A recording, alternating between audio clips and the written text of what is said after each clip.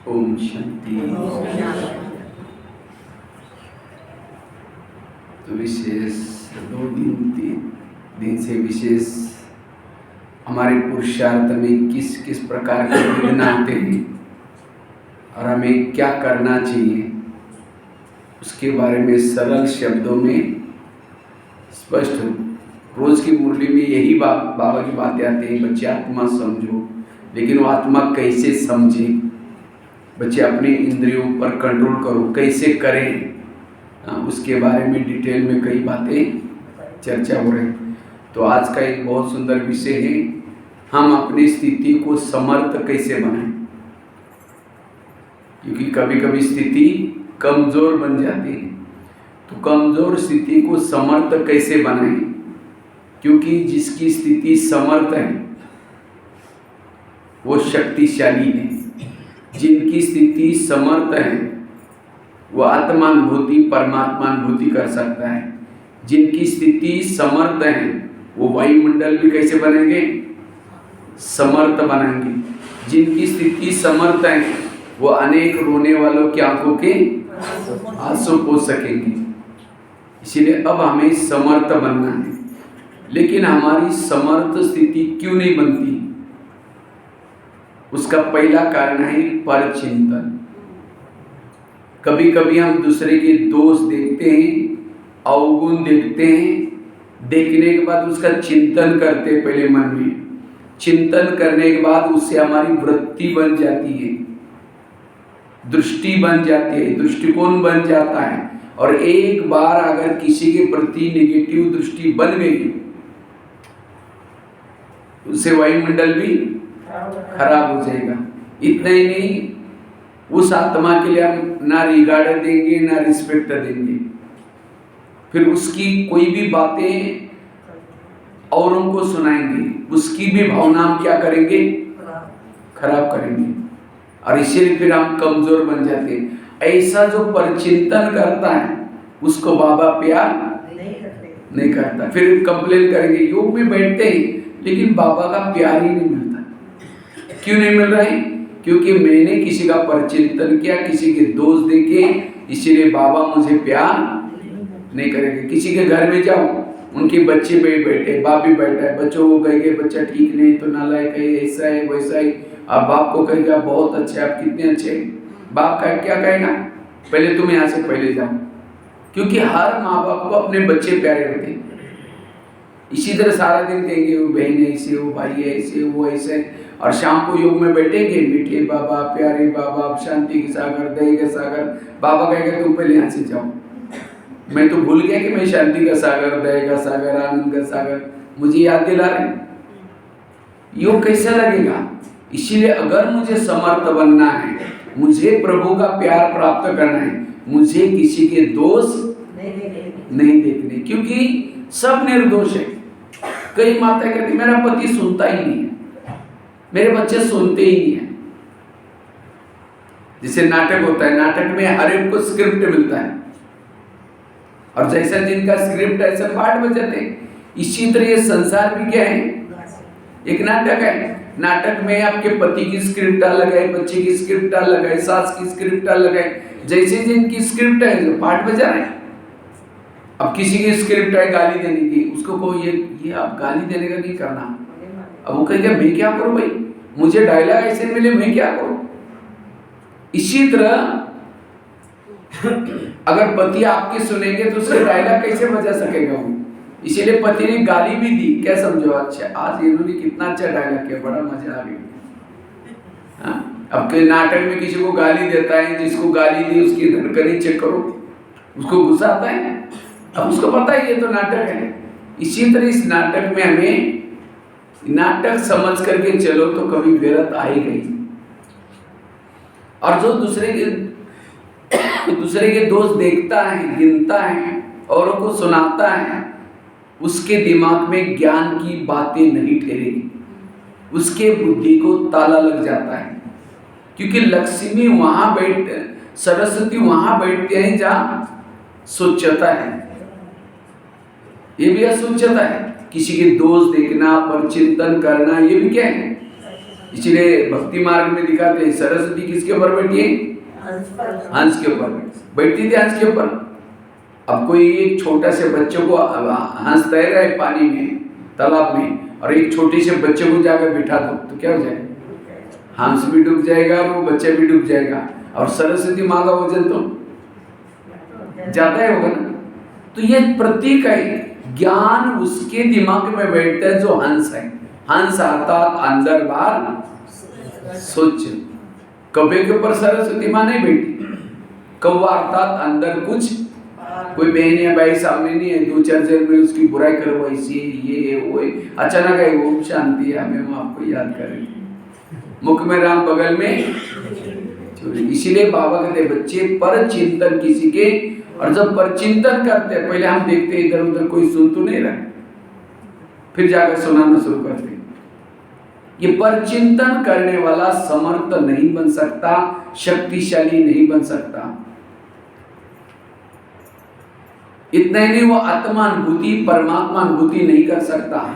एक शिष्य भगवान के पास जाता है, भगवान को कहता है भगवान मैं बहुत आगे बढ़ना चाहता हूँ, मैं उन्नति करना चाहता हूँ। भगवान ने कहा ठीक है, मैं उसके लिए तुम्हें वरदान देता हूँ, साथ में 2 थैले देता हूँ। भगवान ने कहा कि एक थैला को तुम पीठ के पीछे रखना और दूसरे थैले को आगे रखना। अब भगवान ने कहा जो पीठ के पीछे थैला है, तुम्हारे आस पास पड़ोस में जो भी लोग हैं उन सब की बुराई की चिटकी बनाकर डाले पीछे वाले थैले में, और आगे वाला जो थैला है तुम्हारे स्वयं के अंदर जो भी दोष है, तुम किसी के नहीं मानते हो, जिद्दी हो, जो भी तुम्हारे दोष है आगे वाले थैले में डाला है। लेकिन भगवान ने कहा जो पीछे वाला थैला है दूसरे के दोषों का, उसको बांध करके पीछे रखना, ना देखना ना किसी को दिखाना। और आगे वाला थैला है उसको, उसकी थैली चिटकी को बार बार देखना और उसको परिवर्तन करना, तुम्हें सुख शांति सब मिलेगा। जाओ, लेकिन थैले का ध्यान रखना। कहते भगवान मुझे सुख चाहिए, मैं ऐसा ही करूंगा जैसे आपने कहा। वो थैले लेके चला गया। कुछ साल के बाद क्या करता हूँ, पीछे का थैला आगे किया और आगे का थैला अपनी बुराई को बांध करके पीछे रखा और दूसरे की बुराई को खोल करके आगे किया। जैसे उसने थैले उल्टी किए उसके वरदान भी उल्टे हो गए। फिर भगवान के पास आता है, कहते हैं भगवान मुझे सुख मिला ही नहीं, मुझे शांति मिली नहीं। भगवान ने कहा अच्छा, तुमको जो मैंने थैले थे उसको कहाँ रखा? कहते हाँ भगवान मेरे से कई बार भूल हो गई, कई बार मैं पीछे का थैला आगे किया था, इसके कारण भगवान ने कहा यही तुम्हारे दुखों का कारण है। तो आज हमारे भी जीवन में दुखों का कारण, अशांति का कारण दूसरे के दोष देखना। इसीलिए आज से हमें क्या करना है, किसी के भी अवगुणों को नहीं देखना, किसी के भी दोषों को नहीं देखना। इससे आप समर्थ बन जाएंगे। जहां पर चिंतन है वहां श्रेष्ठ चिंतन नहीं चलेगा। एक म्यान में 2 तलवार नहीं रह सकती। एक तो चलेगा स्वचिंतन या एक तो चलेगा पर चिंतन। इसलिए पर चिंतन से बचने की आवश्यकता है। ये पर चिंतन हमें कमजोर बनाता है। कई कहते हैं हम नहीं करते, लेकिन कोई आकर के सुनाता है तो क्या करें? क्यों सुनाता है? हम कहते हैं अच्छा और क्या हुआ? वो उठ के भी जा रहे, बैठो ना चाय पानी पी के चलो, बताओ ना और क्या हुआ। और वैसे तो माताओं में ज्यादा पर चिंतन करते हैं, भाई लोग भी करते हैं, लेकिन माताएं ज्यादा करते हैं, क्योंकि माताओं में सहन शक्ति ज्यादा ही कम है, ज्यादा है। मजबूरी का नाम महात्मा गांधी। माताएं सहन तो करते हैं लेकिन अपने तक नहीं रखेगी, पड़ोसी को जाकर सुनाएंगी। माताओं के पेट में कोई बातें ठहरती नहीं। हाँ? लेकिन इसी कमजोरी का फायदा हमारे किसने लिया? ब्रह्मा बाबा ने लिया। माताओं के पेट में कोई बातें ठहरती नहीं, इसीलिए इसका फायदा बाबा ने लिया। और ज्ञान का कलश किसको दिए? माताओं को दिया। बाबा को पता है माताओं को अगर ज्ञान सुनाएंगे उनके बाद ठहरेंगे नहीं, सबको सुनाएंगे। इसलिए माताओं की संख्या ज्यादा है। ताली तो बजा।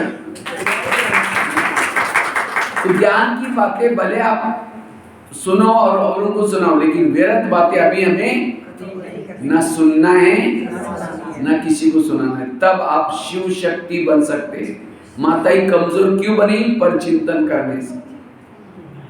इसलिए हमें पर चिंतन की बातों से क्या करना है? बचना है।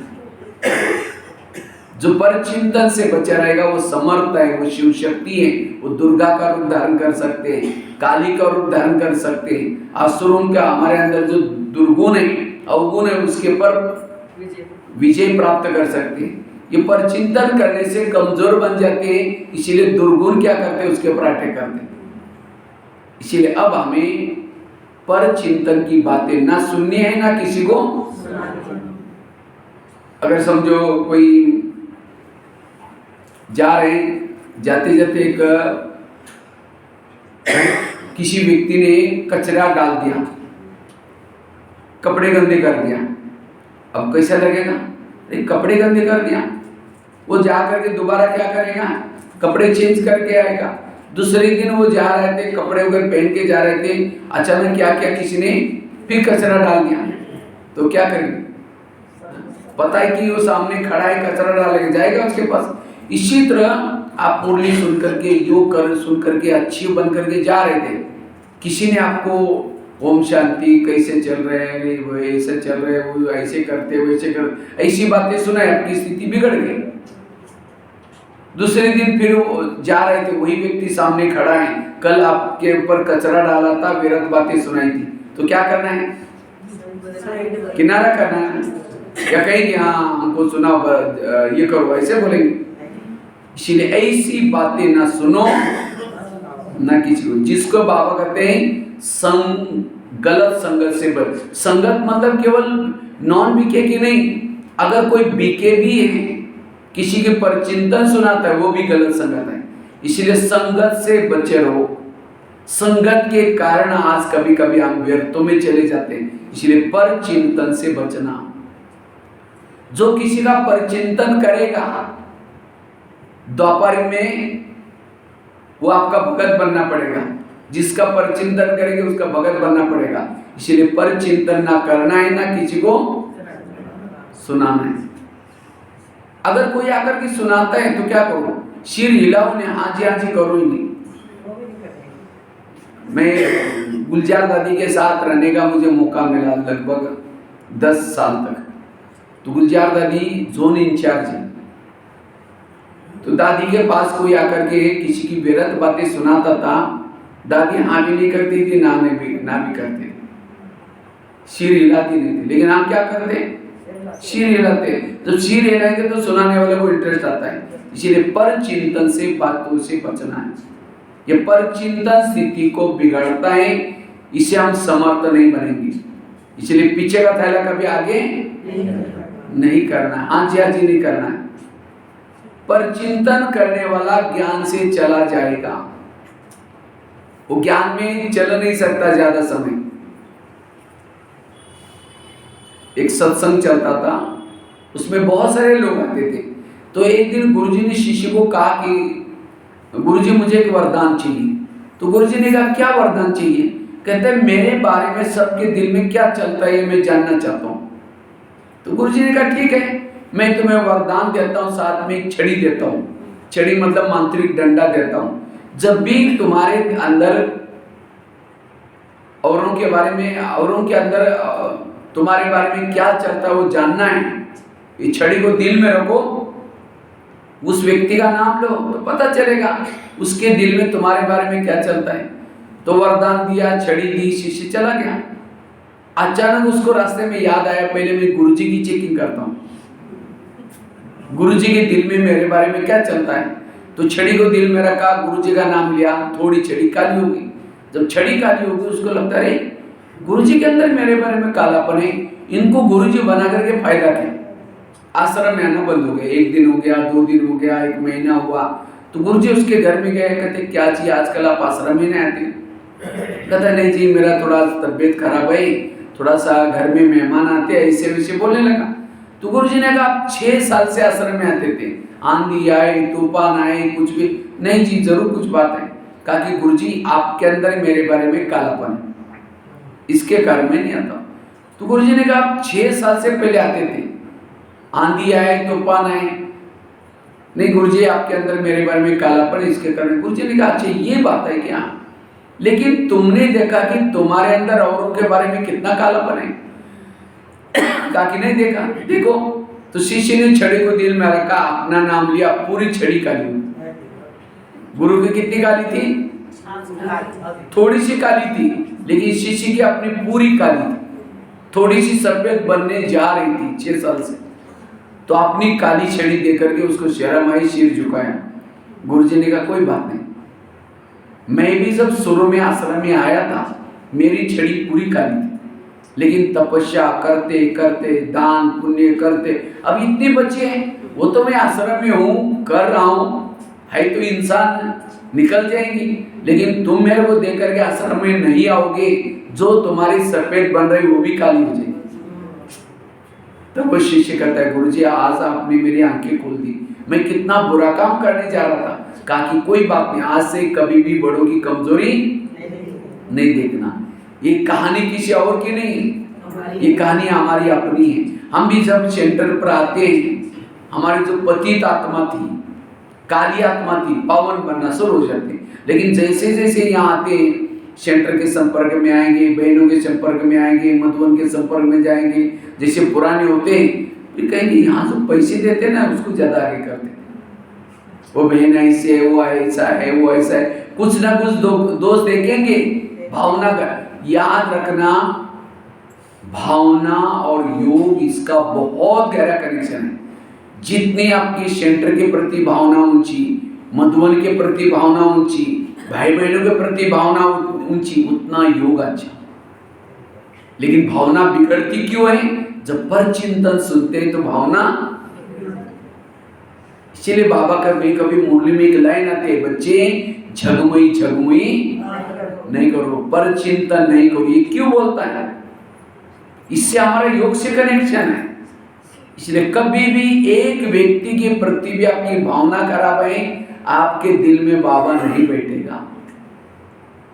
और अब तो महाभारत चालू होने वाला है, 3 अपोजिट है, एक है गीता भागवत, दूसरा है गीता, तीसरा है महाभारत। जब कृष्ण छोटा था उस समय भागवत होता था, गोपिका के साथ कुछ प्यार ज्ञान नहीं सुना है, क्या दिया?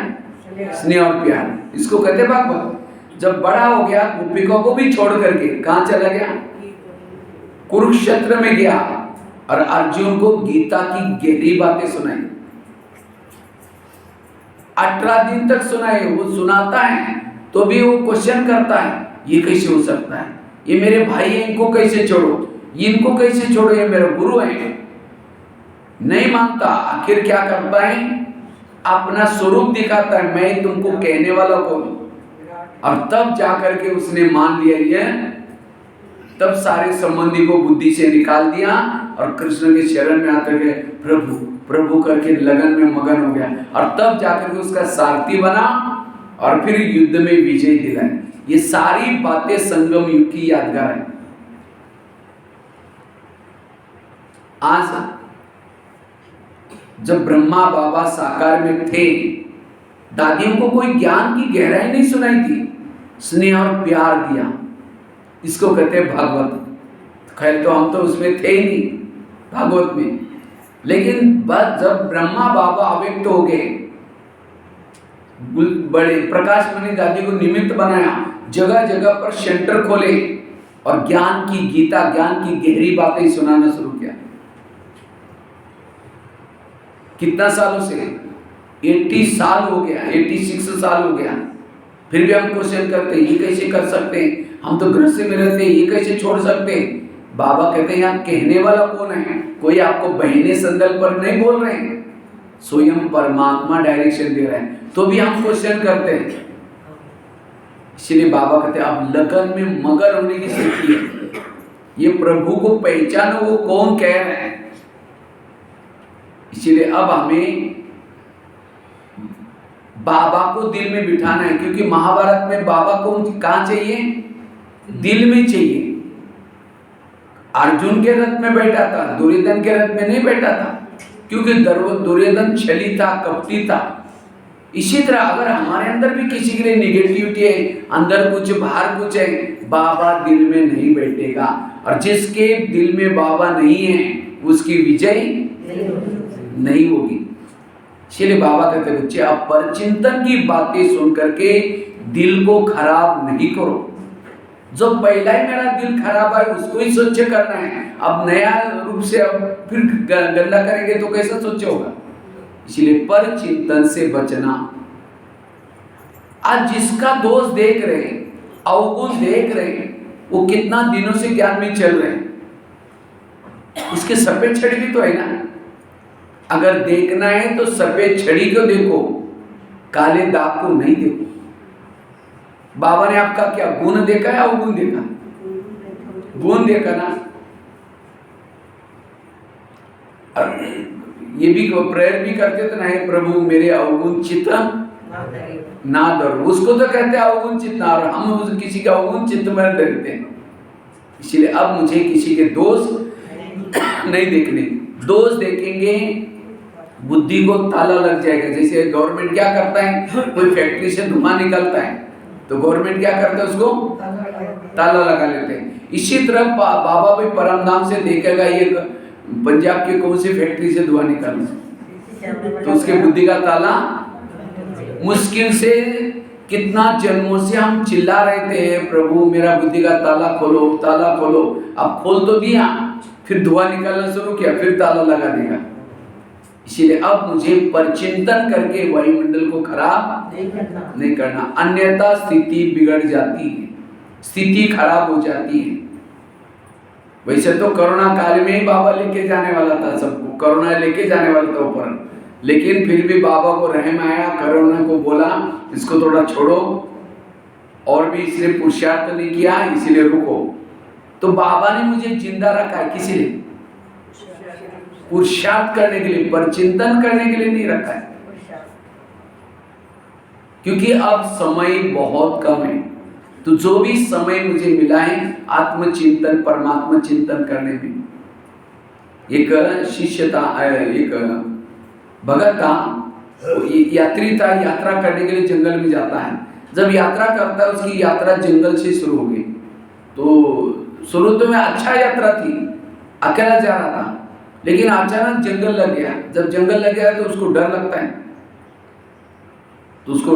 है, कहीं शेर ना आ जाए, चीता ना आ जाए, तो भी हिम्मत करके जाता है। अचानक क्या हो गया, एक शेर उसके पीछे लगा। तो शेर से बचने के लिए वो यात्री दौड़ता है, पीछे मुड़ता है, फिर दौड़ता है। तो अचानक वो यात्री कुएं में गिर गया। कुएं में नीचे में नहीं गिरा, बीच में बेल पत्तियां थी, उसके ऊपर लटक गया। उसको जान में जान आई, अच्छा हो गया, मैं गिरने से क्या हो गया, शेर से तो बच गया। उसको लगा शेर तो भाग गया होगा, ऊपर शेर करके देखा तो शेर ऊपर से नीचे देख रहा था।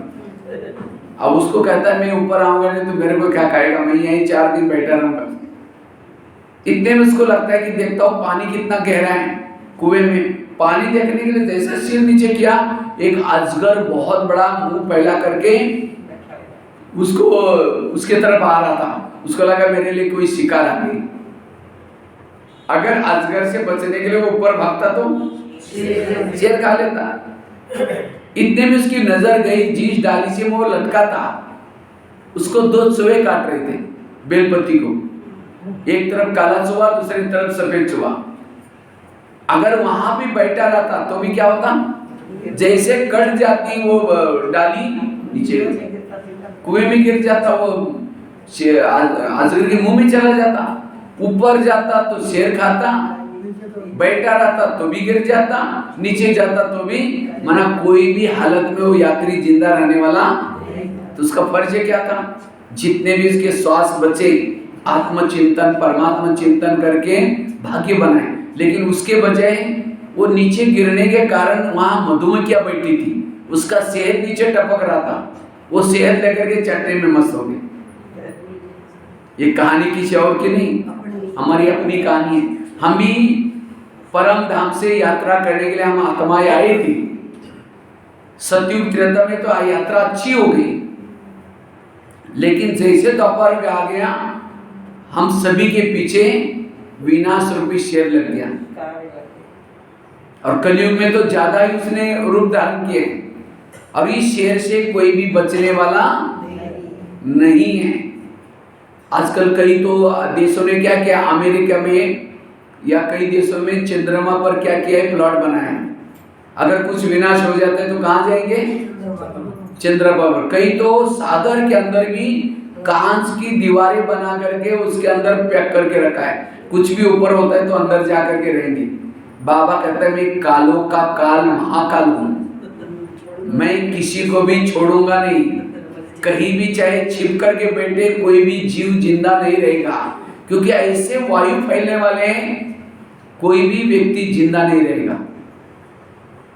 तो हमारे श्वास कैसे हैं, गिनती के श्वास है।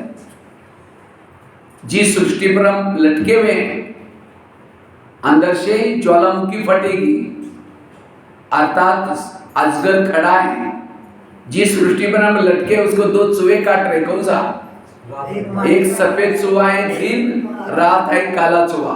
दिन प्रतिदिन हम मौत के नजदीक जा रहे हैं, और ऊपर से बॉम्ब अनुभव शेर भी है, कोई भी जिंदा नहीं। इसीलिए हर श्वास, हमारे श्वास गिनती के हैं। लेकिन हम जैसे वो यात्री शहद चाटने में मस्त हो जाता है, तो हम भी क्या करते हैं, टीवी देखने में, पैसा कमाने में, फेसबुक व्हाट्सएप देखने में, किसी के पर चिंतन करने में अपना क्या करें। इसलिए बाबा कहते बच्चे अपने श्वास को वेस्ट नहीं करो, सफल करो। इसलिए पर चिंतन से बचने की आवश्यकता है। ये पर चिंतन हमारी स्थिति को क्या बनाता है, कमजोर बनाता है। ये पर चिंतन से हम आत्मचिंतन, परमात्मा चिंतन नहीं कर सकते, मुरली का चिंतन नहीं कर सकते। इसीलिए पर चिंतन से बचना।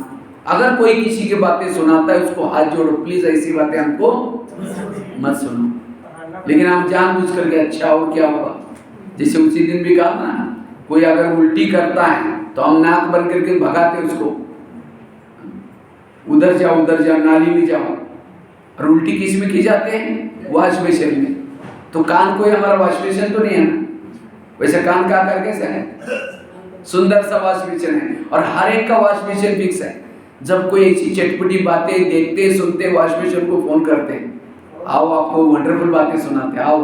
तो वॉश बेसिन में बड़ा खुश होकर के आता है, बताओ क्या हुआ। अब कोई उल्टी कर रहा है, उसके लिए हम कान को क्या करें, इसलिए ऐसी बातें ना सुनाओ, ना किसी के कान में उल्टी करो। बाबा कहते हैं मुख से ज्ञान रतन निकालो। तो ये परचिंतन की बातें हमें कमजोर बनाती है। इसलिए ना किसी के दोष देखो। जैसे हंस क्या करता है, नीर अलग करता है, खीर दूध अलग और पानी, कंकड़ अलग और मोती अलग। इसी तरह ज्ञानी वो है जो दूसरे की अच्छाई देखता है, बुराई को डोंट केयर करता है। इसलिए बुराई किसी को नहीं देखो, अच्छाई देखो। आज कई बार हम ब्राह्मणों के भी अवगुण देखते हैं, पता नहीं कैसे ज्ञान में चलता है, ये पता नहीं कैसे ज्ञान में चलता है। भगवान से समझदार तो हम नहीं है। आज जिस देवी देवताओं के हम जाकर के मंदिर में क्या करते थे, हे देवी आओ मुझे दर्शन दो, ये देवी, तो वास्तव में ये ब्राह्मण आत्माएं देवी देवता है, जिनकी हम दृष्टि लेने के लिए, जिनको बात करने के लिए हम तरस देते थे। इसलिए एक ब्राह्मणों को भविष्य के रूप में देखो। ये भविष्य के देवी देवताओं के हम संग में आते हैं। इसलिए किसी के वर्तमान को नहीं देखो, उसका भविष्य स्वरूप देखो, ये भविष्य में क्या बनने वाले, तब किसी के अवगुण दिखाई नहीं पड़ेगी। इसलिए पर चिंतन की बातों से बचना है, तब हम समर्थ शक्तिशाली बनेंगे। दूसरी बात है, अगर समर्थ बनना है, शक्तिशाली बनना है, एक मंत्र याद रखना, जो हुआ अच्छा हुआ, जो हो रहा अच्छा, जो होगा वो भी मेरे जीवन की हर घटना में कल्याण है। चाहे मेरी कोई चुगली करे, चाहे कोई मेरी ट्रांसफर यहाँ से वहां करे, हर बात में मेरा कल्याण है। इसको पक्का करो। ये तो कभी कभी हम कहते हैं इसको दुआ मैं कभी नहीं दे सकते, इसने मेरे साथ क्या क्या किया, कई दिनों का कचरा अंदर भरा हुआ है, इसीलिए उसको रिगार्ड नहीं देंगे, रिस्पेक्ट नहीं देंगे। अगर आपका कोई बुराई भी करता है, लेकिन अगर आप सोचते नहीं, उस बुराई से भी बाबा क्या करेगा, आपका भलाई करेगा, अच्छाई करेगा। इसलिए कभी भी किसी के दोष ना देखो, हर बात में कल्याण। एक रामायण की घटना सुनाता हूं। राम राजा बनने वाला था, लेकिन रात में आकर के मंत्रा ने कई को 2-4 उल्टी बातें सुनाई। तुम्हारा बेटा भी तो है, तुम अपने बेटे को छोड़ करके राम को राजा बना रहे। और ये बातें सुन करके राम को राजा बनाने की बजाय 14 वर्ष वनवा में भेजा। सीता गई, लक्ष्मण गया, तीनों भी घर से चले गए। वियोग के कारण दशरथ ने प्राण त्यागा। खाने का प्रॉब्लम, सोने का प्रॉब्लम, घास में सोए, जंगल में रहे। ये सब किसके कारण हुआ? मंत्रा के कारण। तो मंत्रा को जो भी देखेगा उसकी भावना अच्छी चली, बुरी चली। मैं खुद जब रामायण देखता था, मंत्रा को देखते मैं कहता बूढ़े को उसको नहीं देखना। लेकिन एक दिन मैंने जब सोचा तब पता चला मंत्रा ने राम के साथ जो किया वो अगर रात में उनके घर में ना आती, राम क्या बन जाता? राजा। जब राजा बनता तो जंगल में नहीं जाता, सीता की चोरी ना होती, रावण को ना मारता। रावण को ना मारता, राम की महिमा कोई नहीं करता। तो राम की महिमा किसके कारण? मंत्रा के कारण। इसी तरह हर एक के घर में आसपास में भगवान ने 1-2 मंत्रा रखी, जो चुगली करते, यहाँ की बातें वहां करते, झगड़ा लगाते। लेकिन आज जो हम निगेटिव में चले जाते, व्यर्थों में चले जाते उसी मंत्रा से। तो राम की मंत्रा ने तो राम का भला किया, तो आपकी भी मंत्रा आपका क्या करने वाली है? आज तक आपके जीवन में बहुत सारी मंत्राएं आई, जिन्होंने चुगली की, जिन्होंने तंग किया, लेकिन उन सब मंत्रा से आपका कल्याण हुआ या अकल्याण हुआ है? अगर वो मंत्र आपके जीवन में ना आती तो आप यहाँ ना होते। इसलिए कभी एकांत में बैठ करके आज तक जिन्होंने तंग किया, जिन्होंने परेशान किया, उन सबको धन्यवाद दो। आप लोगों ने हमें तंग किया, हमारा बहुत अच्छा हुआ, लेकिन फिर 5000 साल के बाद तंग करने के लिए जरूर आना। ताली तो बजाओ उनको। ये है पॉजिटिव, ये है बुद्धि से कचरा निकालना। इसलिए बाबा ने आपके आसपास जिनको भी रखा है सब आपका भला करने वाले हैं, आपका अकल्याण करने वाला कोई नहीं है। सब आपका क्या करने वाले हैं? कल्याण करने वाले हैं। इसलिए मन को चुप रखो, मन में कभी निगेटिव नहीं लो, हर बात में आपका कल्याण है। अगर राम के जीवन में मंत्रा ना आती, ना हनुमान मिलता, ना अंगद, ना ऋषि, ना मुनि, कोई नहीं मिलते। ये सब किसके कारण मिले? मंत्र के कारण। तो आज आपको बाबा मिला, दैवी परिवार मिला, दीदी दादियां मिली, किसके कारण? आज तक की मंत्राओं के कारण। अगर वो ना आते, समझो आपके पति आपको तंग ना करता, सास आपको तंग ना करते, तो आप यहाँ कैसे आते?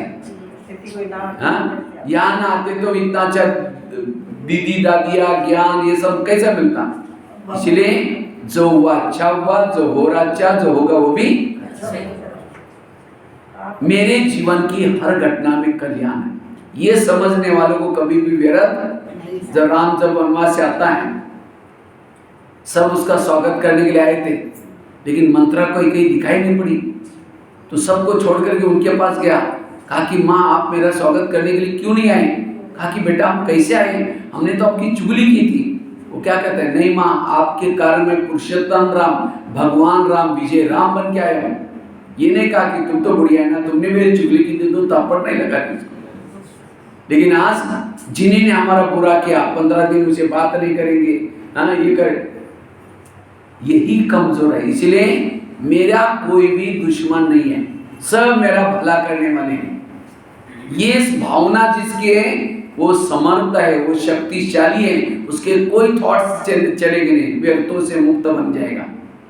इसलिए जो हुआ अच्छा हुआ, जो हो रहा अच्छा, जो होगा वो भी। मेरे जीवन की हर घटना में कल्याण है, इस मंत्र को पक्का करना। तीसरी बात है, अगर समर्थ बनना है, शक्तिशाली बनना है, सहन शक्ति की देवी बनो। कौन सी देवी बनो? सहना यही कहना है, बाकी गहने पहने नहीं पहनो, लेकिन कौन सा गहना पहनो? लेकिन माताओं में सहन शक्ति कम होती है। सहन तो करती है लेकिन अपने तक नहीं रखेगी सीमित, तो वो कहीं अपने तक नहीं रखेगी, औरों को जाकर सुनाएगी। तो इसीलिए वो कमजोर बन गई। इसलिए कोई कुछ भी कहता उसको अपने दिल में रखो। आजकल डॉक्टर क्या कहते हैं, अगर हेल्दी बनना है तो क्या करो, कड़वी चीजें खाना पसंद करो, करेले खाओ, कड़वे नीम के पत्ते खाओ, मेथी के लड्डू खाओ, अर्थात जीवन में आने वाली कड़वी बातों को डाइजेस्ट करो। क्योंकि बड़ा बनने के लिए क्या करना पड़ता है? सहना पड़ता है। बिना सहन करते कोई बड़ा, पंजाब में तो खास दही बड़ा बनाते। दही बड़ा कैसे बनता है? हम कभी कभी माउंट आबू में कभी अच्छे मेहमान जब आते, बड़ा तो हर एक को नहीं बनाते, रोज नहीं बनाया जाता है, कोई स्पेशल गेस्ट आता है तभी बड़ा बनाया जाता है। तो बड़ा कैसे बनता है? रात को उड़द की दाल को पानी में भिगोते, सवेरे उसको मिक्सी में क्या करते हैं? पीसते, तब जाकर उसका आटा बन गया। सहन किया तब जाकर आटा बना, और उसके बाद एक प्लेट लेकर के उसके फेंटते रहते। कब तक फेंटते हैं? एक गिलास में, आधा गिलास में पानी लेंगे और फेंटा हुआ आटा डालेंगे। अगर आटा डूब गया उसका वड़ा ठीक नहीं बनेगा, सख्त बनेगा। वो जब तक ऊपर पानी के ऊपर तैरता नहीं तब तक उसको फेंटते। उसके बाद क्या करते हैं? गरम कढ़ाई में तेल रखेंगे, गरम तेल के अंदर छोड़ेंगे। तो क्या क्या सहन किया? पीसा सहन किया, फेंटा सहन किया, गरम तेल को सहन किया।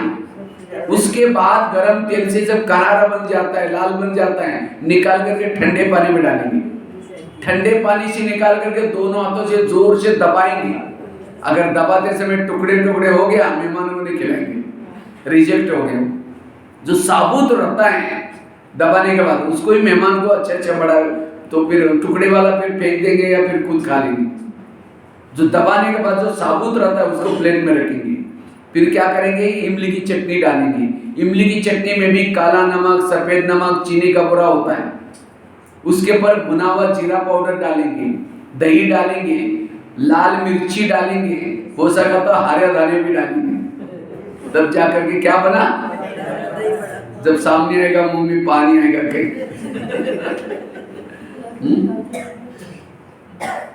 तो कितना सहन किया? पिस्सा सहन किया, फेटा सहन किया, गरम तेल को सहन किया, नमक, खट्टा मीठा नमक, सब बातों को उसने क्या किया? तब जाकर के नाम क्या पड़ा? दही बड़ा। इसी तरह अगर मुझे भी बड़ा बनना है, कोई पीसते भी रहेंगे, कोई फेंटते भी रहेंगे, कई कहते हैं मुझे कब तक तंग कर देंगे, तब तक जब तक ऊपर नहीं जाएंगे। कब तक सहन करना है? जब तक ऊपर नहीं जाएंगे। इसीलिए रोना नहीं, रोएंगे तो फिर बड़े नहीं बनेंगे। फिर रोना मतलब सहन न करना, इसलिए सहन करो। जब हल्के बनेंगे तब जाकर के, कई कहते हमारी बूढ़े हो गए इस घर में तो भी अभी भी हमको तंग करते रहते हैं। इसीलिए वो बातें पड़ोस में एक बार जगह रोते रहेंगे, मेरे को आज ऐसा बोला, ये बोला, वो कहेगी मेरे को भी ऐसा बोलता है, मैं भी कभी कभी धमकाती हूँ। तुम भी कम नहीं करना। बस वो बातें सुन के आए, शाम को जब पति आता है पानी मांगता है, ले तेरे को आता नहीं, गुस्से से पानी देंगे, फिर खाना भी गुस्से से बनाएंगे। माना सहन नहीं है क्या? तब तो दिखा सहन करना मतलब तो चुप रहना इतना नहीं। सहन करना अर्थात संकल्प भी नहीं चलाना, व्यवहार से भी नहीं दिखाना, यह है सहन शक्ति। और जब सहन शक्ति आएगी तब आपके भ्रुकुटी में आत्मा का तिलक लग जाएगा, हाथ में दृढ़ता के कंगन होंगे, पांव में उमंग उत्साह के पायल होंगे, चेहरे पर मधुर मुस्कान की लाली होगी। आजकल लोगों को अच्छा दिखने के लिए क्या करते हैं? लाली लगाते हैं। लाली तो लगाई, चेहरा हमारा पड़ा है, बोला हुआ चेहरा अच्छा लगेंगे? एक्चुअली चेहरे की रौनक है मुस्कुराना। वही मुस्कुराता है जो सहन करता है, वही अच्छा लगता है जिसके जीवन में उमंग उत्साह है। कई कहते हैं मैं बस अब मैं हम कर नहीं सकते, उमंग ही टूट गया। क्यों? सहन शक्ति नहीं है, दृढ़ता भी खत्म हो गई। इसीलिए सहन शक्ति की देवी बनना है, सहन शक्ति की देवता बनना है, वही समर्थ बन सकता है, शक्तिशाली बन सकता है। इसीलिए कोई पीसते भी रहेंगे, कोई फेंटते भी रहेंगे, कोई खट्टी मीठी तीखी सारी बातें आएंगी। आप सत्य हैं तो भी आपकी उल्टी सुल्टी बना करके नमक मिर्ची लगा करके सुनाएंगे औरों को, ये कुछ नहीं करती, आजकल ओम शांति भी जाते, पता नहीं क्या करते, आप सारा काम करते तो भी आपको नमक मिर्ची लगा करके कहते हैं ना मैं सत्य हुई, नमक मिर्ची लगाएंगे। सत्य को कभी सिद्ध करने की कोई जरूरत नहीं। आप सत्य हैं, चुप रहो, एक दिन आएगा आपकी विजय होगी।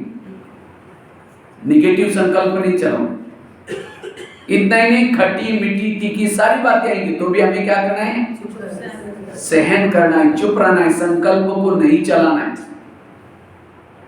इतना नहीं, बड़े ने इतना सारा सहन करने के बाद मुंह में डालेंगे तो भी क्या करते हैं? 32 दांत भी प्रहार करना शुरू करते हैं, चबा चबा करके खाएंगे। इसलिए बड़ा बनना कोई मासी का घर नहीं है, उसके लिए क्या करना पड़ता है? कईयों को सहन क्यों नहीं होता?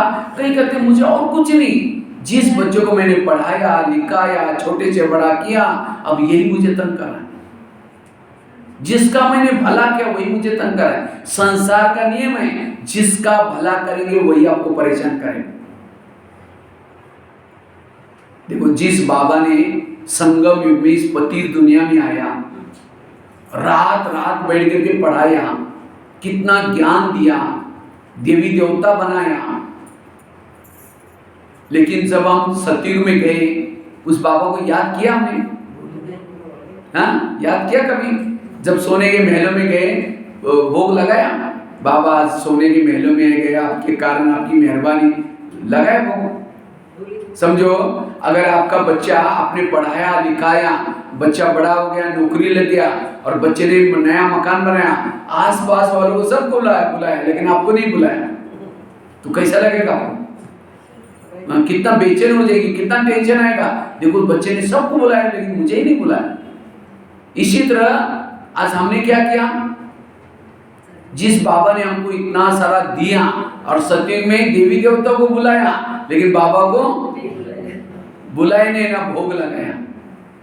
बाबा को ऊपर अशांति हुई। देखो, जिसका मैंने भला किया तो भी मेरे साथ ऐसा, बाबा ने कुछ नहीं किया।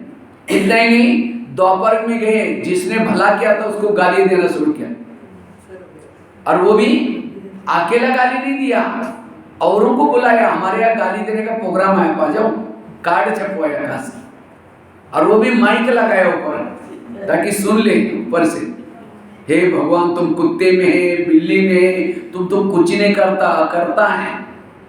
बाबा ने सोचा कि मेरे को तो अकर्ता बोलता है, ठीक है मैं अगले बार नीचे जाऊंगा, नहीं मरो। सोचा अगर आपको कोई सास बोले ये कुछ नहीं करती, ठीक है बैठी रहेगी, मैं ठीक है, मुझे बोलती है ना कुछ नहीं करती, मैं नहीं करूँ। लेकिन बाबा ने ऐसा नहीं किया, गाली दी, क्या क्या किया। अगर कोई छोटे बच्चे को बोले तुम कुत्ते में, कितना गुस्सा करेगा, मेरे को कुत्ते में, वो बच्चा भी कुत्ते में बैठना पसंद नहीं करता। और ये भगवान इतनी बड़ी हस्ती, उसको हमने क्या बोला, ये भगवान तुम कुत्ते में है, बिल्ली में है, टिकर में, कितनी गाली दी तो भी इसने अपनी ताकत, उसके पास इतनी ताकत है जिंदा जला सकता है, लेकिन अपनी ताकत को यूज।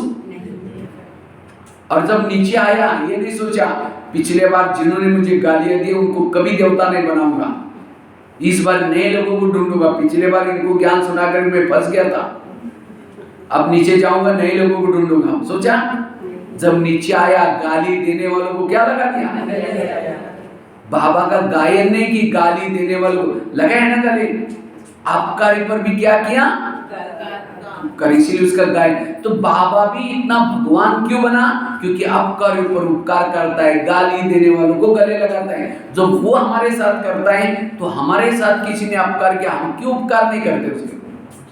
हम 15 दिन ऐसे मुंह करके जाएंगे, ओम शांति भी नहीं करेंगे।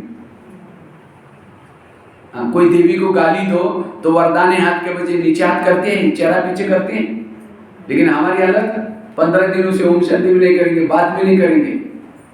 यह है निगेटिविटी, इससे हमारी स्थिति बिगड़ जाती है। वो देवी और वरदाने हाथ के बजाय ऐसा करते हैं।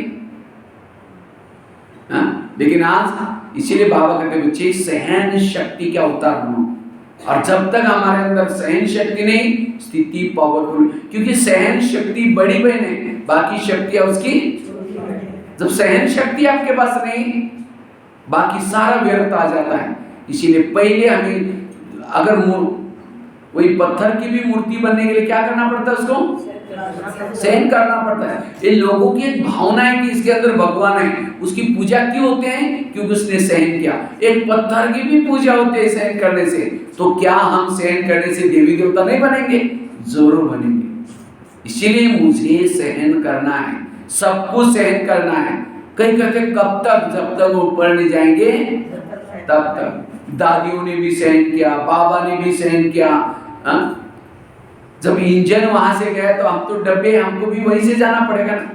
इसलिए ये सहन शक्ति की कमी के कारण हमारे निगेटिव संकल्प चलते, व्यर्थ संकल्प चलते हैं, और उसके कारण हमारे जीवन में प्रॉब्लम आते हैं।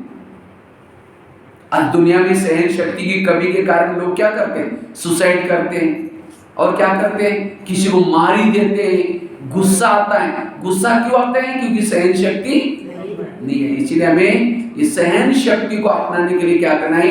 निगेटिव बात को क्या बना दो। अगर किसी ने गाली भी दी, क्या समझो? गाली नहीं दी, मेरे ऊपर गुलाब का फूल डाल दिया। मेरे जीवन के तो बहुत सारे किस्से ऐसे, मैं खुद की मेरी घटना में आपको सुनाता हूँ। क्योंकि घरों में, गृहस्थी में रहते यही प्रॉब्लम आते हैं। पति तंग करेगा, सास तंग करेगी, बहू तंग करेगी, कोई ना कोई तंग करेगा। उसके नेगेटिव संकल्प जब योग में बैठेंगे, शुरू करेंगे मैं आत्मा, फिर वही बातें याद आएगी। योग कहाँ लगेगा? इसलिए इंग्लिश में तनाव को क्या बोलते हैं? टेंशन। टेन मतलब कितना? 10, और सन मतलब बच्चे। टेंशन मतलब 10 बच्चे। पहले तो 2 4, फिर 10 पैदा होगी, सुखी कैसे रहेगी? इसी तरह ब्राह्मणों के टेंशन कौन सा? ये व्यर्थ विचार अनेक पैदा। उसने ऐसा क्यों किया, इसने ये क्यों हुआ, ऐसा। ये विचार जितना पैदा करेंगे, शाम को योग में बैठेंगे वही विचार हिला करेंगे पापा जी, मम्मी जी, क्योंकि आप उसके मम्मी पापा हो गए। इसलिए कुछ भी हो जाता है, नेगेटिव संकल्पों को पैदा ही नहीं करो, अन्यथा आपको शांति में बैठने नहीं देंगे। इसलिए नेगेटिव को क्या बना दो। जब नेगेटिव को पॉजिटिव में चेंज करेंगे, वो व्यक्ति भी बदल जाएगा जो आपको तंग कर रहा है, परेशान कर रहा है। मेरा खुद का एक प्रैक्टिकल एग्जांपल आपको सुनाता हूँ। मैं जब दिल्ली में रहता था, पांडवों में, तो वहाँ हम लोग 30-40 भाई बहने साथ में रहते थे। और हर एक के संस्कार अपने अपने होते हैं, अलग अलग घरों से, अलग अलग जगह से आए हैं। तो मेरे वहाँ किचन की सेवा थी, किचन में भोजन बनाते थे, क्योंकि वहाँ बहुत सारे विदेशी लोग आते थे, फॉरेनर लोग आते थे। तो उनका भोजन, और तीनों टाइम पर भोजन खिलाने वाली 3 बहनें थी अलग अलग। एक बहन सवेरे खिलाती थी, एक बहन दोपहर का भोजन खिलाती थी, और एक बहन रात का भोजन खिलाती थी। जो दोपहर का भोजन खिलाती थी, उस बहन के अंदर थोड़ा गुस्से का संस्कार था, छोटी छोटी बातों में बहुत गुस्सा करती थी। तो मैं क्या करता था, 9 बजे किचन में चला जाता था, 9 से लेकर के 12 बजे तक खाना बना लेता था। तो मैं खाना बना करके थल्ला वगैरह साफ कर लेता था। वो रोटी का उठ के रोटी का ये रख देता था। उसके बाद सब्जी को ढक करके सारा सफाई करके रख देता। वो 12 बजे ऊपर से आती थी, ऊपर रहने का मतलब वो दूसरे मंजिल पर, वहाँ फ्रिज वगैरह ऊपर दही का पत्ते। तो मैं क्या करता था, कुकर का सीटी निकाल करके उसके ढक्कन को जूते में छोड़ देता था, और एक प्लेट ढक देता था। वो आते कर वो पतीला रखे कि दही करके कुकर के ऊपर का ढक्कन कहाँ गया, प्लेट क्यों रखी, वो प्लेट को फेंक करके ढक्कन ला करके रख देती थी। तो मैं दूसरे दिन क्या करता था, ढक्कन को लगा लेता था, सीटी निकाल करके उसके ऊपर ढक देता था, प्लेट नहीं रखता था। कहते कुकर के ऊपर ढक्कन क्यों लगा दिया, प्लेट नहीं है आपके पास। मैं बोला आपने तो कल बोला था प्लेट नहीं रखनी है, ढक्कन लगा दो। तीसरे दिन मैं क्या करता था, प्लेट क्यों रखे, उसको ढक्कन रखो। अब जिस दिन ढक्कन रखेंगे, ढक्कन क्यों रखा, जिस दिन प्लेट रख। हाँ, तो मैं कुछ पता नहीं क्यों। फिर मैं क्या करता था, थल्ला साफ करने के बाद मिर्ची वगैरह रहता था, टोकरा रहता था, मिर्ची का टोकरा ऊपर रखता था। कहते मिर्ची का टोकरा ऊपर क्यों रखा, उसको नीचे रखा करो, पता ही नहीं चलता मिर्ची है या नहीं। तो मैं दूसरे दिन नीचे रखता था। कहते ये घमासान क्यों रखा है, ये थल्ला किसी लिए रखा है। तो उसके बाद फिर वो वहाँ एक जमादारनी आती थी, तो सवेरे वो बहन फ्री रहती थी, तो सवेरे क्या करती थी, सब पूरा बाथरूम से रहते थे, उसको खोल करके विम पाउडर दे करके डाल करके सफाई करवा करके लास्ट में जाते समय एक नियम बनाया था वहाँ, उसको 2 ताजी रोटी देनी है और प्लस बासी भी देनी है।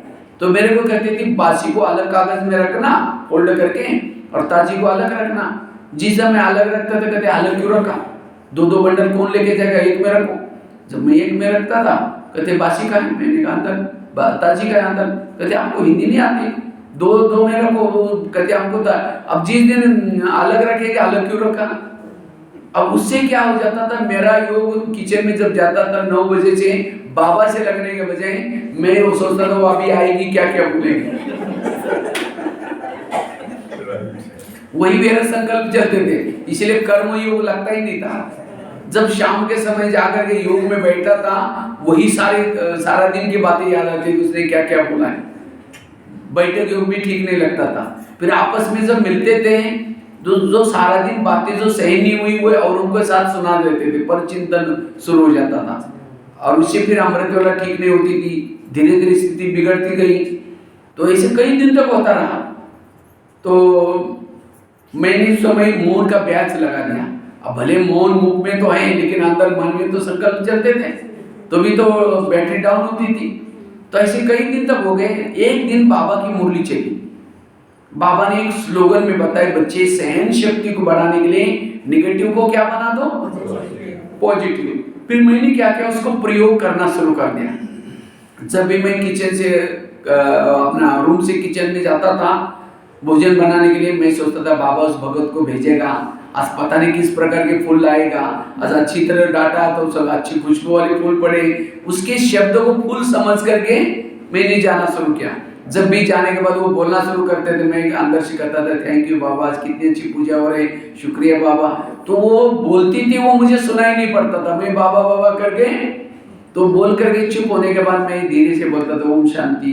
कहते इतना सारा बोला कुछ फर्क नहीं पड़ा। तो मैं तो अंदर से सोचता था मेरी तो पूजा होगी, मुझे तो शुक्रिया बोलना चाहिए उसको नहीं बोलता था मैं आपकी पूजा, आप मेरी पूजा कर रहे हैं, लेकिन अंदर से उसके शब्दों को। तो ऐसे कई दिन तक हो गए, लगभग 5-6 महीना तक मैं रोज। तो धीरे धीरे मैं जब योग में बैठता था, कर्मों में योग लगना शुरू हो गया। उसके बाद जब योग में बैठता था शाम के समय, तो तभी कोई निगेटिव संकल्प नहीं चलते थे। उसके बाद परचिंतन भी बंद हो गया। तो मन में एकदम अच्छी स्थिति बनने लगी। तो जिस दिन उसने कुछ बोला नहीं तो बाबा कहता बाबा आज मजा ही नहीं आई, उस भगत को बोलो ना कुछ नहीं कुछ बोलो। तो मुझे अगर जैसे लगता था वो बोलना चाहिए, मुझे अच्छा लगने लगा जब भी कोई बोलता था।